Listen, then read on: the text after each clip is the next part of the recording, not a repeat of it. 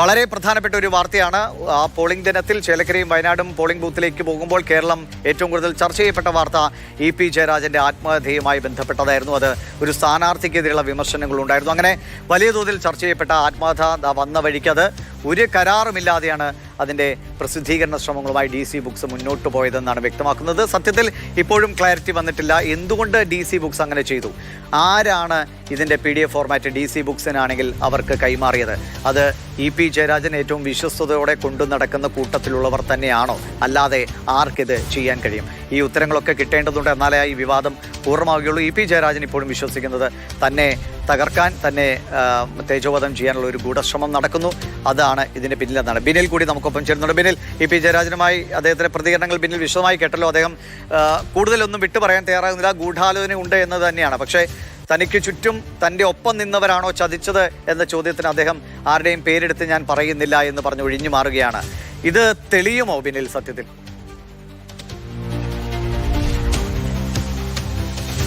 ദിവിഷ്, പോലീസിന് ഈ പരാതിയിൽ ഒരു കൃത്യമായ അന്വേഷണം നടത്തേണ്ടി വരും. ഇപ്പോൾ നടത്തിയിരിക്കുന്നത് ഒരു പ്രാഥമിക അന്വേഷണം മാത്രമാണ്. ആ പ്രാഥമിക അന്വേഷണത്തിന്റെ റിപ്പോർട്ട് ഇന്ന് തന്നെ കോട്ടയം ഡിവൈഎസ്പി കോട്ടയം SP കൈമാറും. ആ SP ആ റിപ്പോർട്ട് DGPക്ക് കൈമാറും.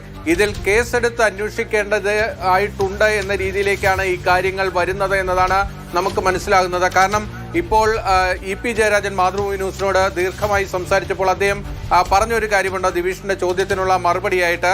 അതായത് രവി DC നൽകിയ മൊഴിയിലെ ഏറ്റവും പ്രധാനപ്പെട്ട ഭാഗം എന്നത് കരാറില്ല, കരാറിലേക്ക് പോകാനുള്ള ചർച്ചകൾ നടക്കുകയായിരുന്നു എന്നതാണ്.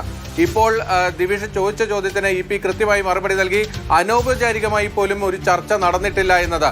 അപ്പോൾ ഈ കരാറില്ലാത്ത പുസ്തകം എങ്ങനെ പുറത്തു വരുന്നു എന്ന രീതിയിൽ ഒരു പരസ്യം നൽകുന്നു. ഇ.പി. ചൂണ്ടിക്കാണിച്ചതുപോലെയാണെങ്കിൽ രാവിലെ 10:30 പ്രകാശനം ചെയ്യാൻ വച്ചിരുന്ന ഒരു പുസ്തകമാണ് താൻ പോലും അറിയാതെ തന്റെ ആത്മകഥ പുറത്തു വരാൻ പോയി എന്നതാണ്. അങ്ങനെയെങ്കിൽ അതിന് പിന്നിൽ വലിയൊരു ഗൂഢാലോചനയുണ്ട്. അതിനോടൊപ്പം തന്നെ നടന്നിട്ടുള്ള ഒരു സംഭവമാണ് ഈ 178 പേജുള്ള ഇതിന്റെ PDF ഫോർമാറ്റ് അങ്ങനെ തന്നെ പുറത്തേക്ക് പോയത്. അത് സംബന്ധിച്ച ചോദ്യവും ഇന്ന് രവി DCയോട് പോലീസ് ചോദിച്ചിരുന്നു. അപ്പോൾ പോലീസിന് രവി DC നൽകിയ മറുപടി എന്നത് ഇതെങ്ങനെ പുറത്തുപോയി എന്നത് തനിക്കറിയില്ല എന്നതാണ്.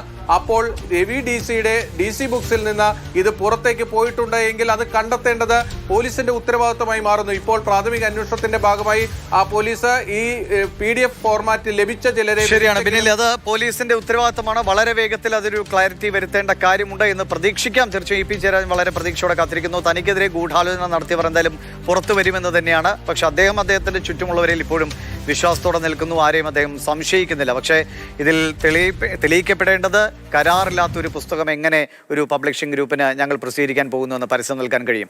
എങ്ങനെ ആ പുസ്തകത്തിൻ്റെ PDF ഫോർമാറ്റ് ആളുകളുടെ വാട്സപ്പുകളിലേക്ക് പ്രചരിപ്പിക്കുന്നു? ആരാണ് അതിന് പിന്നിൽ എന്ന കാര്യങ്ങൾ തെളിയേണ്ടതുണ്ട്. എന്നാലേ ഈ വിവാദം പൂർണ്ണമായും അടങ്ങൂ. ഇ.പി. ജയരാജനാണ് വിശദമായി തന്നെ അദ്ദേഹം നമ്മളോട് കാര്യങ്ങൾ പറഞ്ഞു. പക്ഷേ ഒന്നും വിട്ടു പറയാൻ അദ്ദേഹം തയ്യാറാവുകയും ചെയ്തില്ല.